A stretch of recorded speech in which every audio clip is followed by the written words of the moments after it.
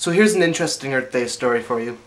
On Earth Day, my school likes to have its students go outside and pick up the garbage around the school property. You know, help out Mother Nature.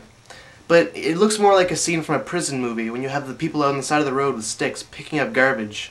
And they got the orange jumpsuits on and the security guard's watching them. You know, he's got a shotgun. But anyway, so I'm outside and I'm picking up garbage. When I get the great idea, you know, to wander into the forest, you know, pick up garbage, help Mother Nature. So I go into the forest, I find some awesome garbage, and I found a barrel, I put the garbage in it, and I'm hauling it back to the school. When I notice on my leg, right here, there's a little bug, little black bug, and it looks kind of like a smushed spider. And I'm thinking, who would smush a spider on me? I mean, come on. So I start brushing it off, and it doesn't come off, so brush a little bit harder. And that's when it occurred to me, this was no spider. This was a tick. I'm not gonna lie, I screamed like a little girl. But who wouldn't in that situation? I mean, there's a small little parasitic bug doing who knows what on your leg. I mean, I screamed. But after I'd calmed myself down, I started punching this spider. I punched it several times until it fell off. Then I stepped on it and killed it. So my day goes on pretty normally. Nothing too crazy, nothing out of the ordinary. Until I get to fourth period. I'm sitting there doing my work, and out of the corner of my eye, out of my peripheral vision, I see this black dot on my arm. And I go in for a closer look, you know, closer investigation, and it's a tick, and it's biting me, so I give it a good whack and I stab it with my pencil, like anybody would have done.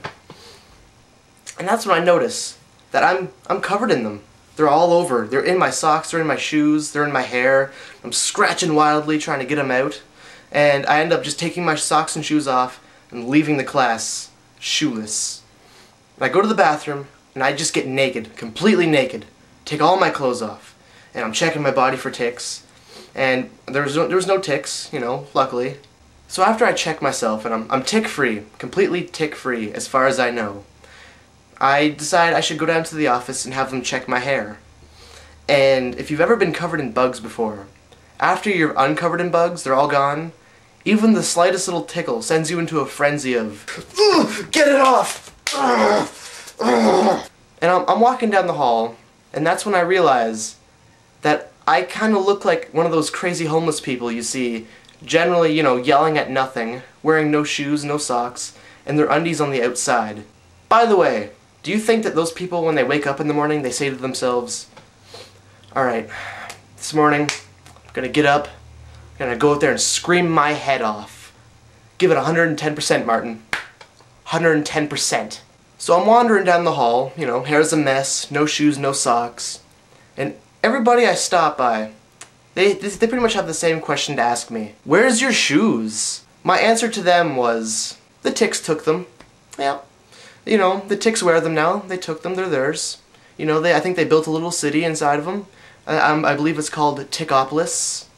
Yeah, I'm shoeless. And when people find out you're covered in ticks, they all generally have the same reaction. And it goes a little something like this. Ticks? Ugh, keep away from me, tick boy!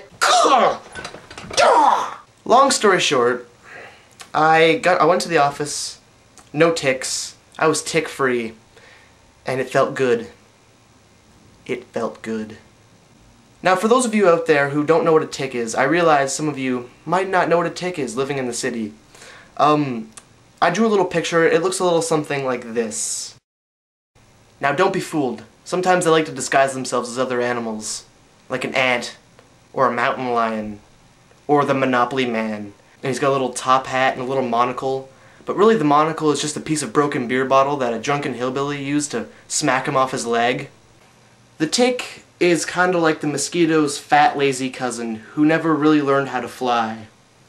And sometimes they carry Lyme disease. And I know what you're thinking, it's not as fun as it sounds. I mean, I love limes. Lyme disease sounds delicious to me, but it's not like that at all. I mean, you don't fart out lime jello or anything.